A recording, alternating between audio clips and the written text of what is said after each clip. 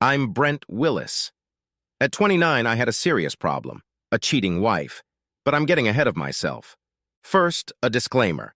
I've never been strong in English, literature, or the social sciences. I'm a mathematician, an economist, a businessman. Don't be offended by my inability to use flowery language or give tantalizing descriptions of people or events, because I'm a just the facts kind of guy. In addition to what I described in the previous paragraph, I feel I need to tell you honestly about my strengths and weaknesses, without false modesty about the strengths and without downplaying or sugarcoating the weaknesses. I am very good-looking, successful in business, trustworthy, treat everyone with respect regardless of their position in society, and have almost always been honest. I'm a very attentive lover and put my partner's satisfaction above my own. I am gentle during lovemaking. 6 of the 7 women I have had sexual relations with have always told me this, and I believe it is a real plus. I left them quite satisfied with each encounter. For one woman who really liked it rough, I was a big disappointment. Also, perhaps because of some of the above characteristics, the parents of all the women I dated loved me. Sometimes I think the mothers liked me more than the daughters. Ha ha. As for my negativity, I am hopelessly unathletic and not very receptive. I am easily hurt by negative comments or actions of others. I have a delicate nature, and I often hide my emotions. Despite average physical strength and agility, I avoid physical confrontation and am not aggressive enough in any area of life except business and investing. Despite my lack of aggressiveness, I am genuinely vindictive towards people who wrong me, and, unless I am in physical danger, seek revenge. Details of my interactions with the 2 main characters in this story, Melissa Thompson and Doreen Bronson, in the distant past, would contribute nothing to this story and would bore you. So I'll tell you quickly and simply.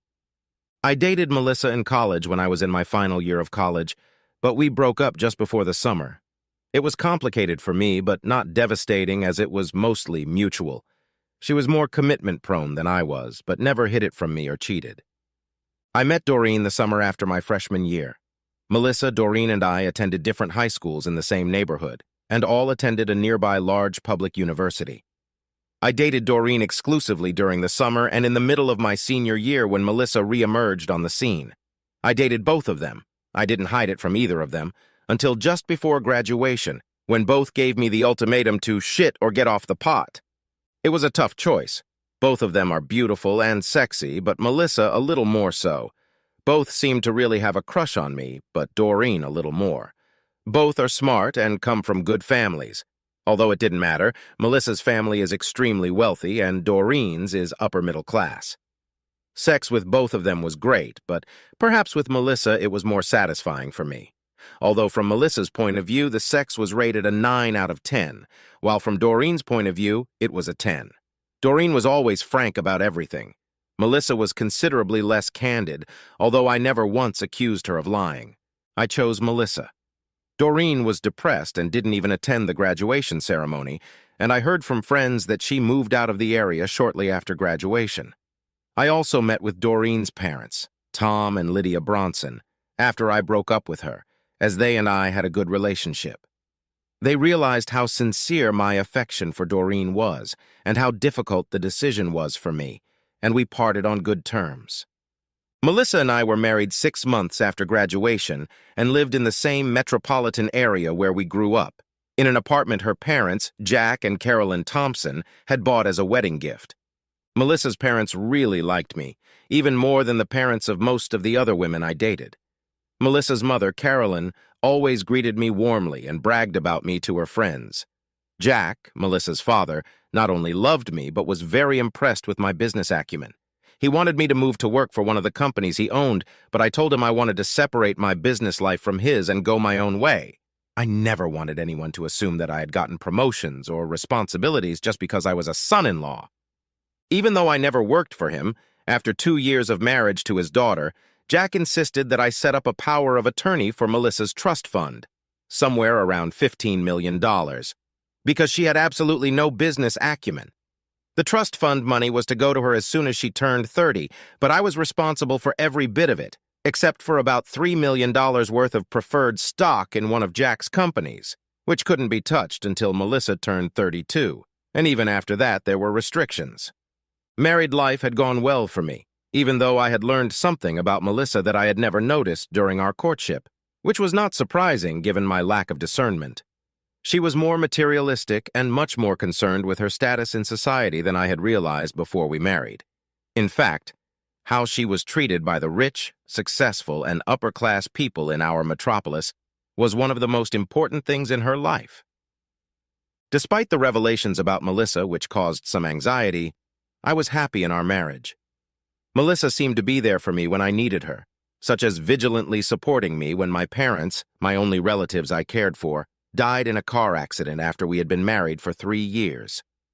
The money I received from my parents' inheritance, after taxes and expenses, I put into an offshore account. I never told Melissa about it, and she never asked. We didn't need the money to have the lifestyle we wanted, but it was a significant amount of money, on the order of $1 million. I intended to tell her that I had transferred it to an offshore account, but never got my act together. Maybe for some Freudian reason I didn't. I really don't know. When Melissa and I had just turned 29, our birth dates were only 3 days apart, we decided that she would stop taking birth control pills and we would have children, something we had always agreed to do since we got engaged. Even with my usual inattentiveness, it seemed to me that when she stopped taking the pill, her libido increased. Her libido had always been what I considered normal given my experience with the other 6 women I had sexual relationships with before marriage, so we usually had very good sex 3 or 4 times a week. After she stopped taking the pill, it seemed that she became more sexually aggressive and energetic during sex, and our frequency increased to 5 or 6 times a week. Even though she stopped taking the pill, it took her a while to get pregnant. We both realized that it would probably be at least a couple months before she got pregnant, so it didn't scare either of us. As I mentioned earlier, I treat everyone with respect, which made me popular with the country club staff to which Melissa, myself, Jack, and Carolyn belonged. I didn't actually play golf or tennis much because I just don't have the necessary hand-eye coordination. But I enjoyed eating lunch there, swimming, and playing cards. Some employees loved and trusted me enough to come to me with business problems, and I always did my best to help them. Perhaps the friendliest employee I became friends with was Jasper, the waiter captain at the golf grill. One Saturday morning at the clubhouse, as per our standard procedure, Melissa headed out for a golf lesson while I intended to swim and relax by the pool since it had been a particularly busy week at work. I stayed late, talking to a few people, and as I approached the locker room, Jasper came up to me with a very concerned look on his face. "Brent," he said, "I insisted that all the staff call me by my first name, although Melissa wanted them to call her Mrs. Willis. Can I talk to you for a minute?" "Sure," I replied, expecting it to be about some financial problems he was having. Jasper took me to a secluded corner. Tears welled up in his eyes, and when I asked worriedly, "What's wrong?" he blurted out, "I hate to tell you this, Brent, but your wife is cheating on you right now as we speak." "What?" I asked in horror. "I've suspected it for 2 weeks, but today I became convinced. She's with Jeremy, a professional golfer's assistant at Massage Parlor A. Apparently the lock on the door is broken, but they don't know that. I opened the door by mistake and saw them, even though they didn't see me. Go take a look now. I'm pretty sure the paint peeled off my face and I almost fell to my knees. I had to hold on to the back of my chair for a few seconds to regain my balance. Not being one for confrontation, there was no way I would challenge Melissa if I caught them, but I had to know. I took a quick step toward Massage Room A, which had a Do Not Disturb sign hanging on the door. I pried it open. The lock didn't work, just like Jasper had said. Melissa was on all fours on the massage table. She moaned, "Harder, take me harder." Before I closed the door, I noticed he was wearing a condom, but my vision quickly blurred after that. Closing the door behind me, I collapsed to the floor. My mind was a mess. To say I was devastated would be the understatement of the decade. I finally came to my senses enough to realize I had to get out of there. Hurrying out of the building, I passed Jasper and managed to squeeze myself out. "Thank you for telling me, but please don't tell anyone else under any circumstances," before tears came to my eyes. Jasper replied with genuine concern in his voice. "I get it. I'm sorry." I drove through the fog until I came across an open bar. It was a relatively upscale bar in a nice part of town, actually in the suburb where Doreen's parents lived, near several restaurants and clubs. I almost never drank hard liquor and rarely had more than 2 glasses of wine a day, if at all. I was completely drunk, sitting alone at a table in the corner of the bar. By the time I stumbled out of the bar, it was already dark and I was completely drunk. My plan was to get in my car, not buckle up, crash into a brick wall, and crash to my death. Obviously, I didn't factor in the airbag. The last thing I remember is falling. What happened for the next 12 hours, I know only from other people's accounts.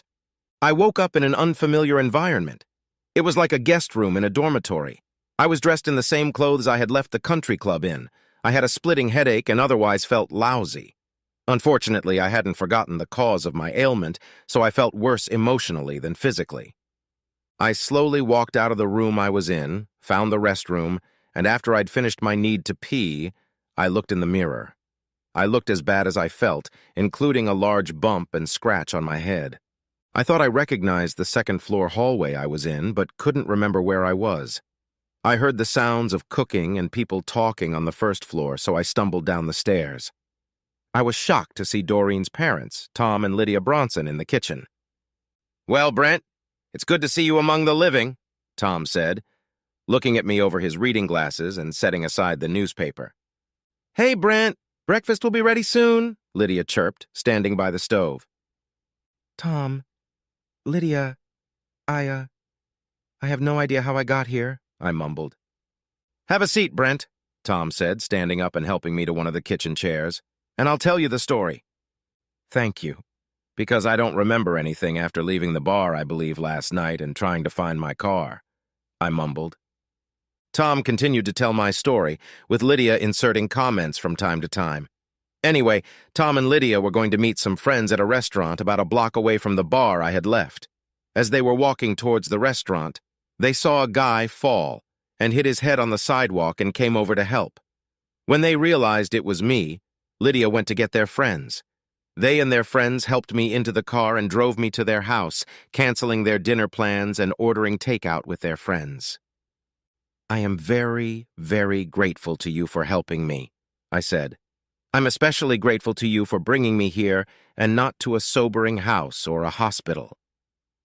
As Lydia brought pancakes and juice to the table, she said, "Given what you've been mumbling, we thought it would be best to just bring you here. Have some food, you need it." "What did I say?" I asked, completely confused. "It can wait until after breakfast," Lydia replied, setting me down a stack of hot pancakes. Over breakfast, the three of us talked about many things, but not about last night. Of course, I asked about Doreen, and was told that she had been married for 3 years but was now divorced and back in the area, living only 15 kilometers away. She was a successful entrepreneur. "Is she still as beautiful as she was in college?" I asked wistfully. "You'll have to judge that for yourself. She'll be here soon," Tom answered. "What?" I shrieked. "She mustn't see me like this." "She won't mind," Lydia said carelessly. "She can't wait to see you, especially if what you muttered last night is true." By then breakfast was eaten, and after I helped clear the table, the three of us moved into their living room. "What did I say last night?" I asked timidly. "There's no point in telling you everything," Tom said thoughtfully. "Let me focus on the highlights. The little-known ones, rather. Your wife, Melissa, cheated on you. There's no way you would have started a family under those circumstances. You drank hard liquor for the first time in 2 years to drown out your sorrows, and you planned to kill yourself. Does that sum it up?" "It's close," Lydia replied with a puzzled expression on her face. I covered my face with my hands. After about a minute, I looked up. "I'm really, really sorry to burden you with my problems," I said, barely holding back tears. "I really, really don't know what I'm going to do, but I probably would have killed myself last night if I could have gotten to my car. I think you two know that I'm very emotional," I continued, panting. "Sensitivity is a quality I've always admired in you, Brent, but maybe you're too sensitive for your own good," Lydia said, walking over to me and taking my hand. After we talked in generalities for a few more minutes, the front door opened and Doreen walked in. Except for a blonde strand in her hair, Doreen looked pretty much the same as the last time I'd seen her 8 years ago. If anything, she looked a little better. I was very nervous about what her reaction to me would be. I got the nicest surprise of my life. "Hi, Brent," she said in such a happy voice that it was as if my breakup with her 8 years ago had never happened. "You look awful," she giggled, "but I still need your hug." She held out her arms and I took them. She lifted me off the couch and hugged me tightly. After a few seconds of misgivings, I hugged her back and then started sobbing. Lydia diffused the situation. "I think you two have some catching up to do. Tom and I are going to go shopping at the mall and we'll be back in 2 hours, Lydia said, squeezing my shoulder.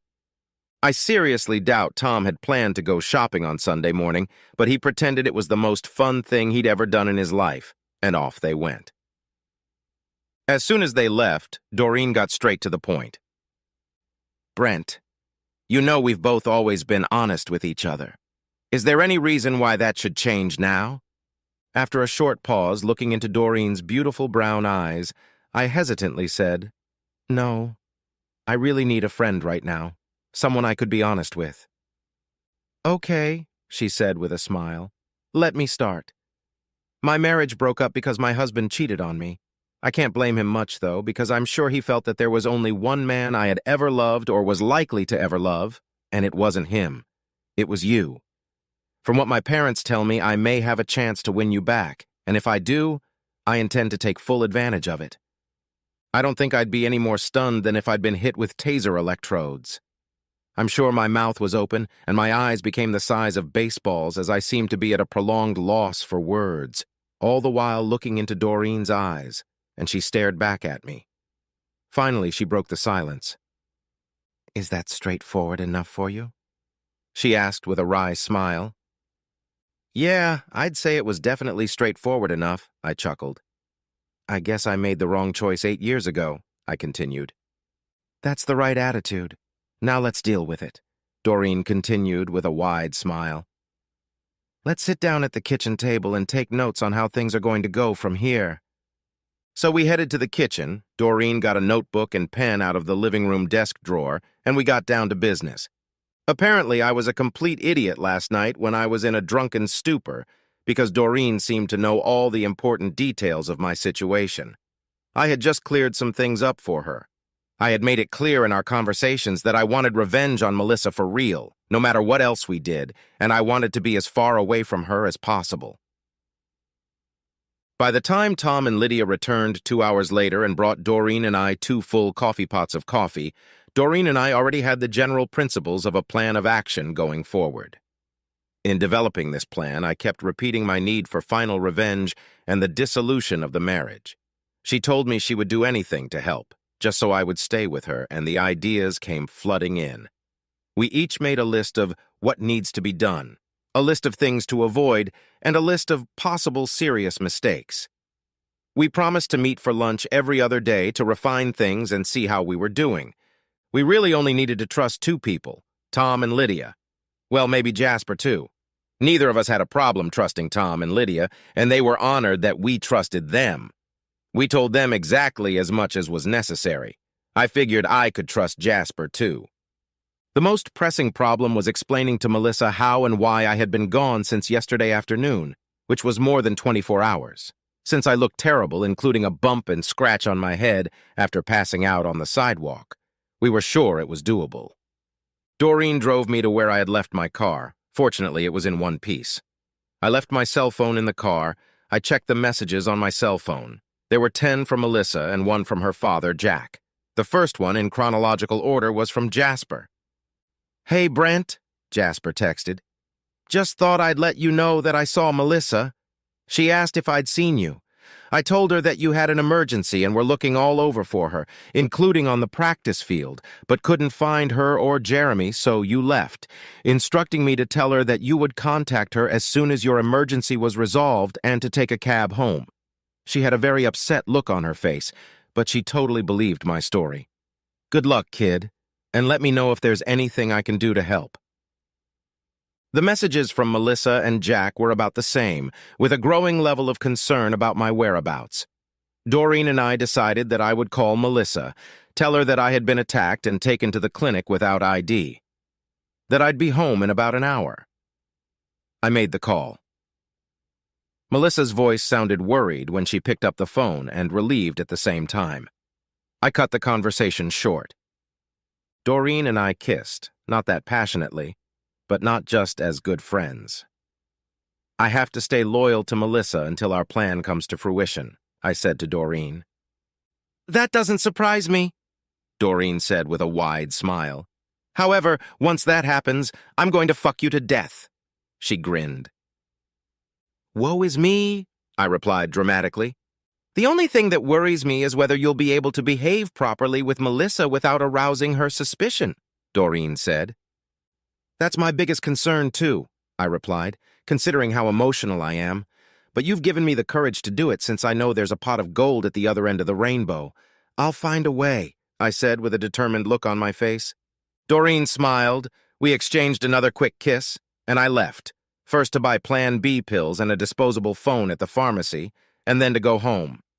Melissa and her parents were on the verge of hysterics when I got home. My appearance gave them no reason to doubt my story of assault, as my head injury was real, my clothes dirty and disheveled, and my hair tangled.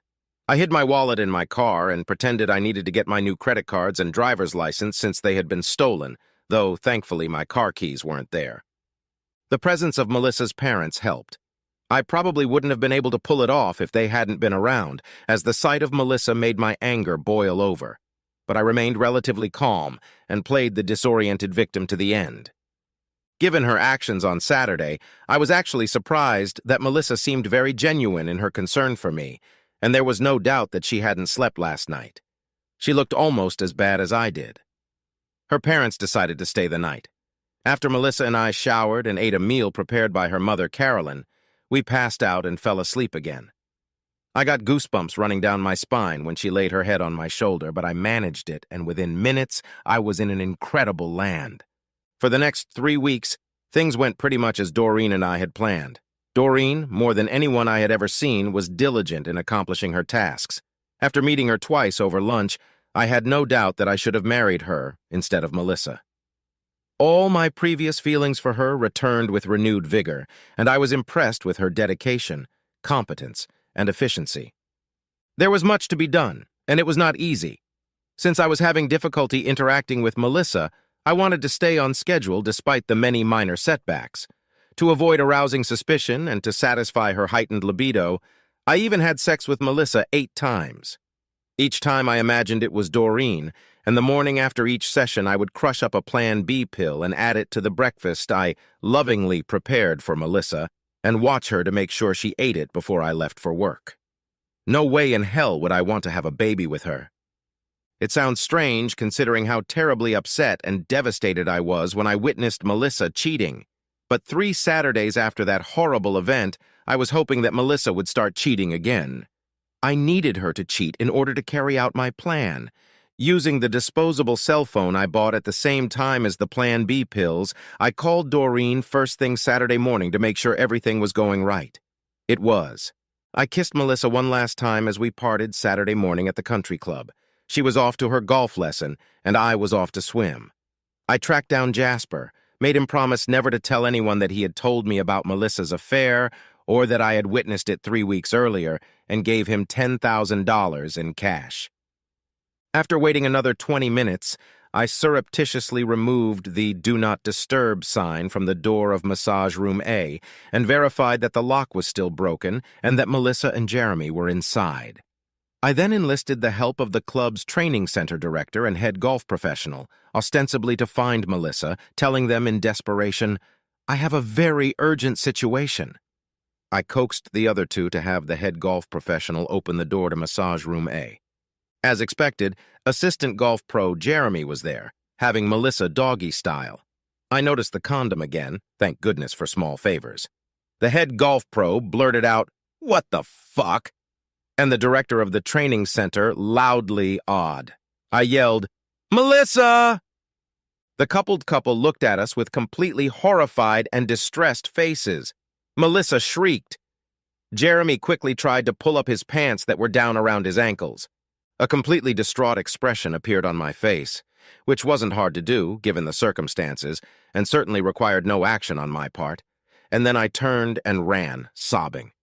The sobbing was a pretense, though inside my heart was bleeding.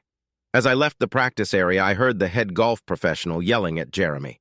I quickly drove home and left a note with my wedding ring already prepared on the kitchen table. I also left my regular cell phone there as I didn't want to risk being tracked on it. 2 weeks earlier, I had my location devices disabled on both my car and my laptop. My laptop and a suitcase with the only things I valued, a few souvenirs from my parents, and a few changes of underwear and socks were already in the trunk of my car. My note read, "I loved you more than life. I can't live with your betrayal. God save my soul." I don't know how Melissa managed to get home so quickly, but she got there before I left. I would have preferred not to see her, but May worked out for the best as she partially satisfied my thirst for revenge. Melissa was truly gripped by panic. She kept grabbing me and I kept lashing out. She tried to meet my gaze and I avoided it. She was yelling things like, "I got too horny when I stopped taking the pill. I'm hormonal. It was just sex. I made him always use a condom. I need to have a baby with you. And what will my parents say if you leave?" The only thing I said in response to all of her hysterical tirades was a truly emotional response to the last question. "Tell them you killed our love and me." Tears stood in my eyes as I pushed her away from me and ran out the door. One part of my revenge required that I act on Monday to make sure everything went through, since money transfers couldn't be reliably confirmed over the weekend at most institutions. Doreen had rented a hotel room in her name in a busy part of town, and I parked my car in a remote part of another hotel about a block away from where she and I were staying for Saturday and Sunday. Although Doreen and I slept together and were affectionate during the 2 nights we stayed at the hotel, we did not have sex. I needed to supposedly die before it could happen, but I knew that once it did, it would be incredibly passionate. In accordance with our plan, I changed my appearance as much as I could in the time allotted. Doreen cut my hair much shorter than I normally wear, dyed it a lighter color, and styled it differently. I put on blue contact lenses to hide my usually green irises and glasses with simple plastic lenses. I glued on a professional blonde mustache that looked completely real and wore clothes Doreen had bought for me that were very different from what I usually wore. On Saturdays and Sundays, Doreen and I went to the movie theater next to the hotel, ordered room service food, and discussed our plans over and over again so that we could remember every detail by heart. On Monday morning, I made electronic transfers of about $12 billion worth of assets from Melissa's trust fund, which I legally had full control of, to 6 different charities for which Doreen and I had obtained all the necessary transfer information electronically.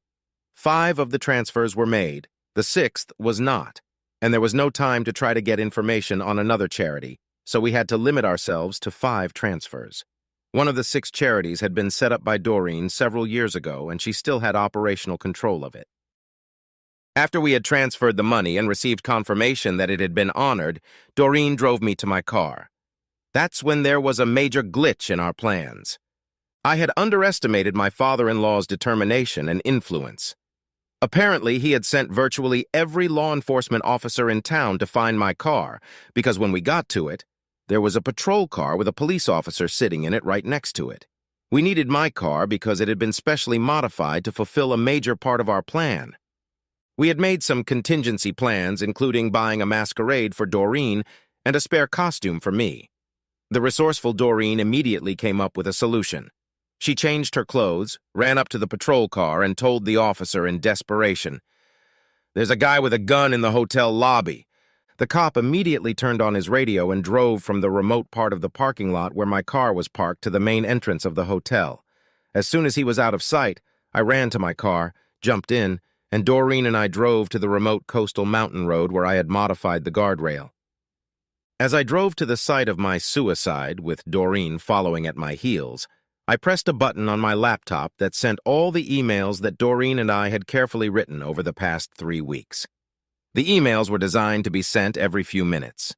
It took us about an hour to get to the right place, and by then, all the emails would have been delivered. Doreen did a great job of composing the emails, still using some of my winged phrases and other writing features so that it felt like they were coming from me, but were much more concise and effective. The emails basically said that I was too weak a person to survive the betrayal caused by my wife's cheating sex and apologized for leaving my life without saying goodbye in person. The emails contained statements about the pain and anguish I was experiencing far more effectively than I could express, although these statements were 95% accurate in expressing my true feelings. The letter addressed to my father-in-law, Jack, was the most touching. I apologized to him that my need for both suicide and revenge was so great that I had undermined his trust in me by emptying Melissa's trust fund and hoped he would find the strength to eventually forgive me. The location for the suicide was carefully chosen. There was a steep descent from the mountain road into a part of the ocean that had strong but ever-changing undercurrents.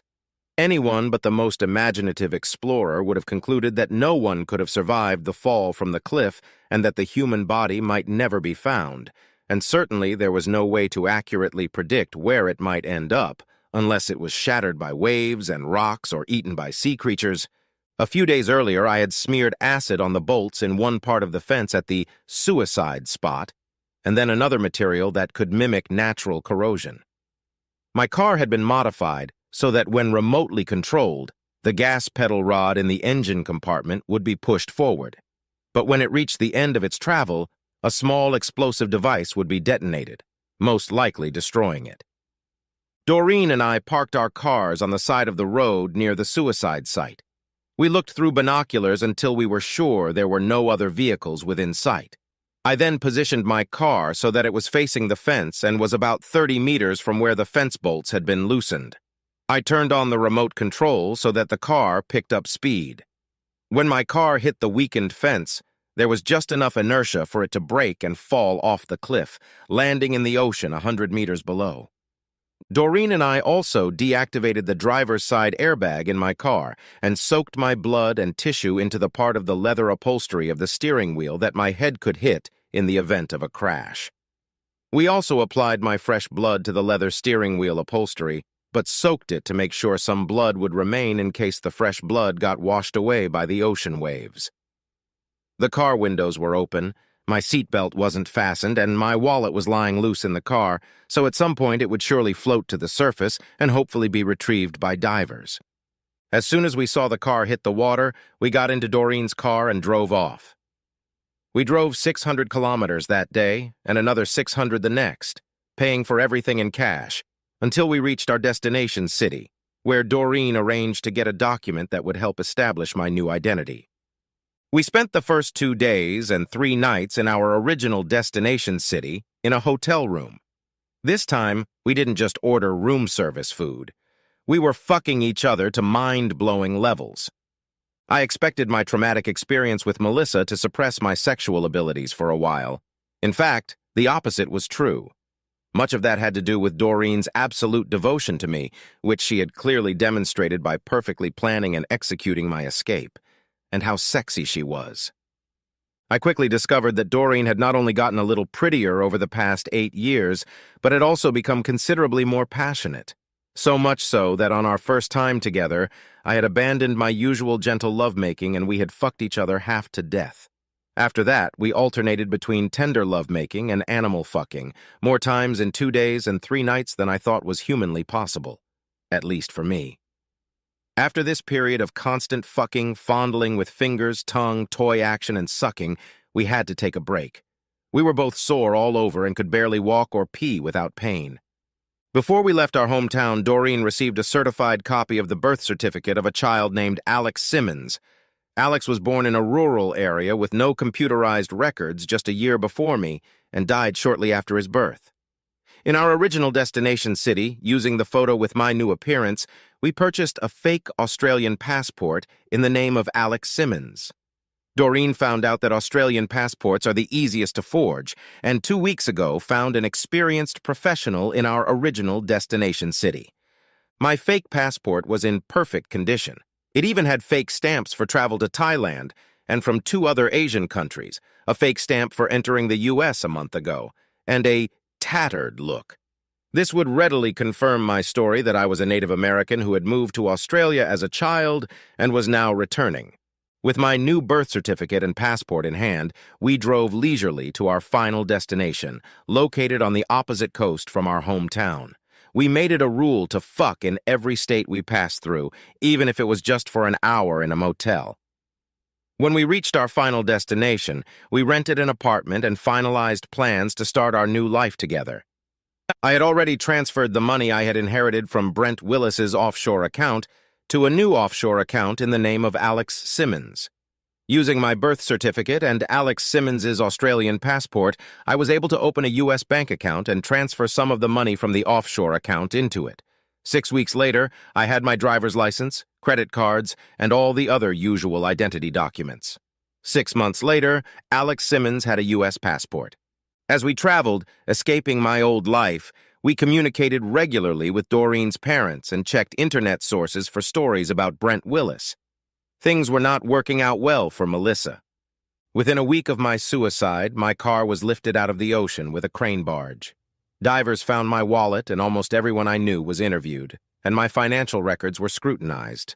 Since I'd only received $30,000 in cash in the 3 weeks before my demise, all from transactions that appeared to be mostly legitimate, not true cash transactions, since it was not an excessive amount given my lifestyle, and since there was absolutely no activity in any of my banks, credit card, or brokerage accounts, it was assumed that I was dead. Shortly thereafter, my death was confirmed by a scientific examination of my automobile. Technicians extracted my blood and tissue from the leather upholstery of the steering wheel. The clumsy, intentionally clumsy on my part, disabling of the driver's side airbag in my car, as well as my suicide note to Melissa and suicide emails to everyone I knew, left the public in no doubt that I had committed suicide. From everything I understood, the public judgment of Melissa and Jeremy was extremely harsh. Of course, Jeremy lost his job immediately, and all indications were that the country club's head professional would make sure that he would never again get a golf-related job anywhere in the United States. He reportedly left town a week after he was caught with Melissa. Melissa was an outcast in high society circles. She had even suffered the humiliation of being expelled from the country club, though she would undoubtedly have quit of her own accord. Attempts by local reporters to interview her were unsuccessful, and there was no indication that she had ever left the space that used to be our apartment. Unfortunately, the realization of my plan resulted in Jack and Carolyn, Melissa's parents, getting hurt. I always knew they liked me, but I didn't realize they loved me as a son. One quote from Jack, published in the city's largest newspaper, brought me to tears. "Our beloved son is dead, betrayed by his wife. Please respect our privacy and allow us to grieve our terrible loss." We had each other to the point of mind-blowing. After that, we alternated between tender lovemaking and animal sex, more times in 2 days and 3 nights than I thought was humanly possible, at least for me. After this period of constant sex, fondling with fingers, tongue, toy action, we had to take a break. We made it a habit to have fun in every state we passed through, even if it was just for an hour in a motel. Doreen and I had just started our new life in our apartment when Tom and Lydia informed us that Jack and Carolyn were going to hold a memorial service for me. Although it was still a long time before I was officially pronounced dead, there was no one who didn't believe that I had committed suicide. Doreen decided she would attend the service and flew from our new town back to her hometown. When Doreen returned, I realized that she was hiding something from me about the ceremony. She tried to take it lightly, but I wouldn't stand for it. A couple days later, when I pestered her, she told me in tears about how awful it had been. People I didn't really know apparently felt strongly about me. It was a very solemn occasion. Jack broke down several times trying to deliver the eulogy his brother was to finish. Carolyn looked like a grief-stricken woman and sobbed quietly throughout the service. Melissa was not on it. It was reported that she was in a mental institution. Not only did Melissa's family make no attempt to return the $10 million I had sent to charity from Melissa's trust fund, but they gave another $2 million, the amount I intended to send but failed to another charity in my name. My memorial service took place 4 years ago. I was officially declared dead 2 years after that. Doreen and I were married as soon as Brent Willis was pronounced dead. We are now Mr. and Mrs. Simmons. We already had a little girl when we got married, and now we have a little boy on the way. Doreen and I have no money problems. In addition to my inheritance, we have money from the sale of Doreen's business to her employees and the salary we receive from the charity we work for. Since the charity that Doreen founded received a $2 million donation, they have had enough money to hire her as their full-time COO and me as their CFO and investment advisor. Through philanthropy, we were able to help hundreds of low-income families and derive tremendous satisfaction from our work, including expanding our operations each year. Tom retired, and he and Lydia moved to a place only 20 kilometers from our home to be close to us, and especially to their granddaughter and future grandson. I love Doreen more than I ever loved Melissa, and she loves me more than Melissa ever loved me. It makes me feel guilty that I didn't choose her after college. This whole mess with Melissa and her family could have been avoided. I gave up trying to find out what happened to Melissa, Jack, and Carolyn. The news was never good and only made me feel more guilty. The last I heard was that Jack and Carolyn had set up a scholarship in my name at the college Melissa, Doreen, and I attended. Melissa got out of the psychiatric hospital after 6 months of treatment and moved away. Doreen and I could not have been happier with each other and our life together, except for one thing. We could not feel more guilt than the guilt we feel because of how successful my revenge was. We now know that even the guilty Melissa, not to mention the innocent Jack and Carolyn, didn't deserve what we did to them. I wish I hadn't been such a cowardly shit, hadn't stood up to Melissa and just divorced her. What if is a bitch?